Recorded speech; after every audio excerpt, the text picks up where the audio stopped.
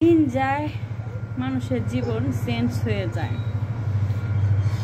যেমন বিয়ের পর একটা বেবি হওয়ার পর জীবন থাকে না, চেঞ্জ হয়ে যায়।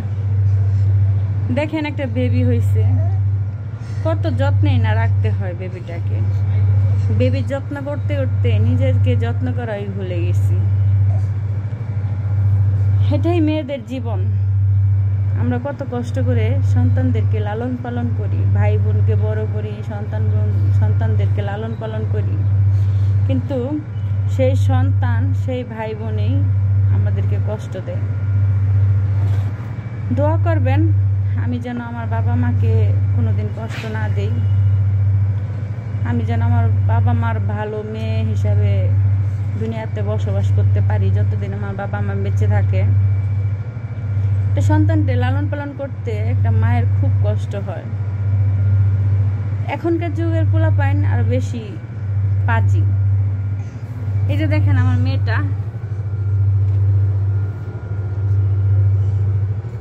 দুষ্ট, দুনিয়া দুষ্ট।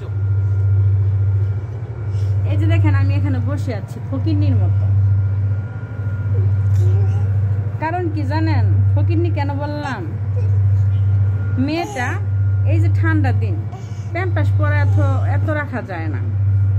প্যাম্পাস পরায় রাখলে পাছার মধ্যে ফুসুরি ফুসুরি হয়, তাই আর বেশি প্যাম্পাস পরাই না। সারা রাতে একটা পরাই খালি, একটু পরে পরে মুতে, একটু পরে পরে মুতে, বুঝতে পারছেন?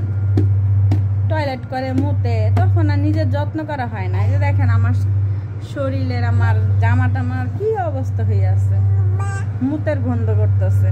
মায়েদের এভাবে থাকতে হয় সন্তান লালন পালন করতে গেলে। এখন এই যে গোসল করাইছি, গোসল করাই যে এখানে বসাইছি, এখন বসে আছে আর দুষ্টামি করতেছে। লাগছে আবার ঠান্ডা, নাকটা পরে সিঙ্গুর।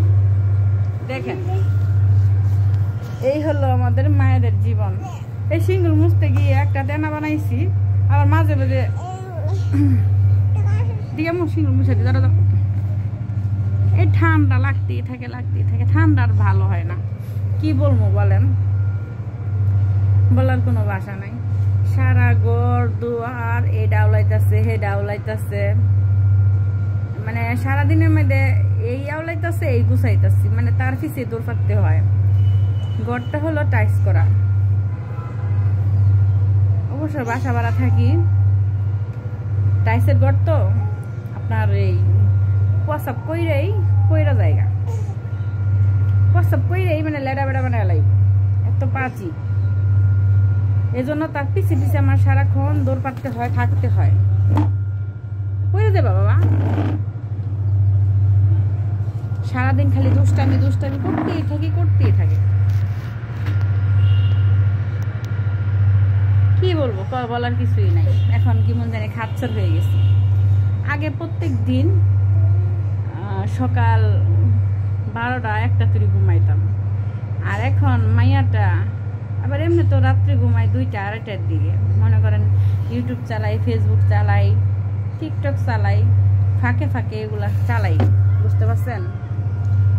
মানে আবার ফেসবুক থেকে আবার মনিটেশন পাইছি।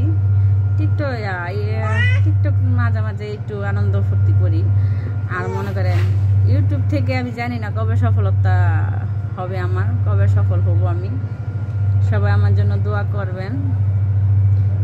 আমার খুব অভাবের সংসার, বুঝতে পারছেন? স্বামী গেছিল বিদেশ, যায়া 9 মাস থাইকা 7-8 লাখ টাকা মাইর খেয়ে আইছি। এখন আসি কোনো রকম, দিন যাচ্ছে, রাত পোয়াচ্ছে।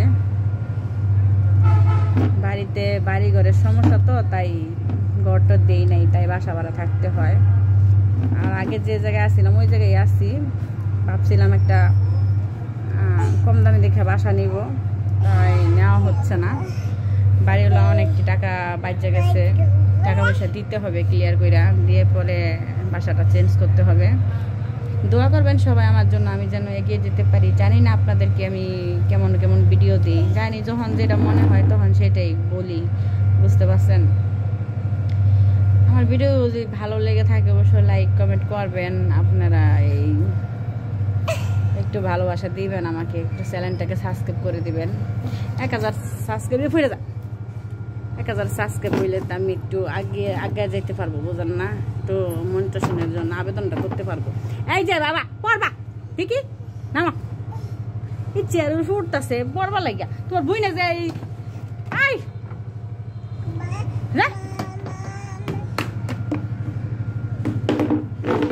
আমার বড় মেয়েটা ছোটবেলা এই যে দাদা বুঝ দাদা ওই দাদা বুঝ দাদা বাড়িওয়ালাকে দাদা বলে ডাকে, অনেক মানে আদর করে। বড় মেয়েটা ছোট আছিল বলে এমন চেয়ার উঠতে গিয়া মানে ডানাটা ভাঙ্গা লাইছে। এই কিছুদিন আগের কথা, আমার ফেসবুকে অবশ্য ভিডিও দিছিলাম, ফেসবুকে বলে ইউটিউবে, আমার কিছুদিন আগের ঘটনা। ওর প্রসবের মধ্যে পইরা আমার ডানাটা ভাঙ্গা গেছিলো, কুনি একবার ভাঙ্গা গেছে গা। এখন মনে করেন অনেক কষ্ট হয় এই কুনিটা নিয়ে চলাফেরা, মানে যেমন তেমন সোজা হয়েছে। হ্যাঁ, আগে টেনশন করছিলাম যে সোজা হবে কিনা, প্লাস্টার করছিলাম, প্লাস্টার করে চুলকানি লেগে খুললা লাইছিলাম, অনেক কষ্ট হয়েছে।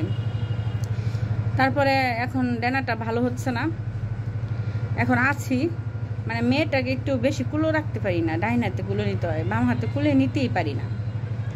এখন আছি আমি আমার মতো, দোয়া করবেন সবাই। একটা লং ভিডিও করা দরকার ছিল, তাই বসে বসে একটা লং ভিডিও বানাচ্ছি। মেয়েটা এই যে দেখেন কি দুষ্টামি করে, এই যে দেখেন গাছগুলো কি লাড়ায়, এই জায়গায় গাছগুলো লাগাইছিলাম।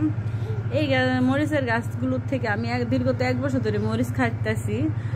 আমার এই মরিচ গাছটা অনেক ভালো, এই মরিচ গাছগুলো জাতটা অনেক ভালো। ওই যে দেখেন অনেকগুলো মরিচ আবার ছাদের উপর লাগাইছিলাম। এই হলো আমার ঘর, দেখেন আমার একটু মেরুদণ্ডের সমস্যা আছে। ওই যে বিছনাটা দেখতেছেন, নিচে আমি বিছনা কইরা পরে নিচে ঘুমাই, আর খাট এমনি ফাঁকা কইরা থাকে। এটা হচ্ছে আমার ঘর। পাশে আরেকটা ঘর আছে, আমার মেয়ে আছে একটা 14 বছরের মেয়ের জন্য 2 রুম নিয়ে থাকতে হয়, একটা ইউনিট নিয়ে নিছিলাম। তখন তো আল্লাহর রহমতে সুবিধা ভালো ছিল, এখন তো একটু বিপদে পড়ে গেছি, সবাই দোয়া করবেন। পাশে আরেকটা রুম আছে, ওটা হচ্ছে ছোট মেয়ের রল। আমার জিনিসপত্র তেমন নাই, অনেক জিনিসপত্র বিক্রি করে দিচ্ছি, টাকার সমস্যা ছিল, এখন আপাতত রেডি আছে। দোয়া করবেন সবাই। আমার লং ভিডিওটাতে সবাই ভালোবাসা দিবেন, সবাই যদি আমাকে একটু ভালোবাসা দেন, না তা না হলে আমি কিভাবে এগিয়ে যাব বলেন। আমার কিন্তু অনেক দুঃখ, অনেক কষ্ট, আমি কিন্তু ভিডিওটা ছাড়ি, বেশিরভাগ আমার কষ্ট নিয়েই আমি ভিডিওটা ছাড়ি। আমার আল্লাহ তাআলা আমার জীবনে মনে হয় সুখ লেখা নাই, আমার জীবনটাই গেল কষ্টে কষ্টে। দোয়া করেন আমার মেয়ে 2টা যে আল্লাহ ভালো জায়গায় করে, মেয়েদেরকে মানুষ করে যে আমি মরতে পারি, দোয়া করবেন। এই যে দোষটা এসে দিকে সব, এই যে একটু দেখা দাও, এই যে দেখেন কি করে, শান্তি নেই। এই যে দেখে দাদা দাদা দাদা দাদা দাদা দাদা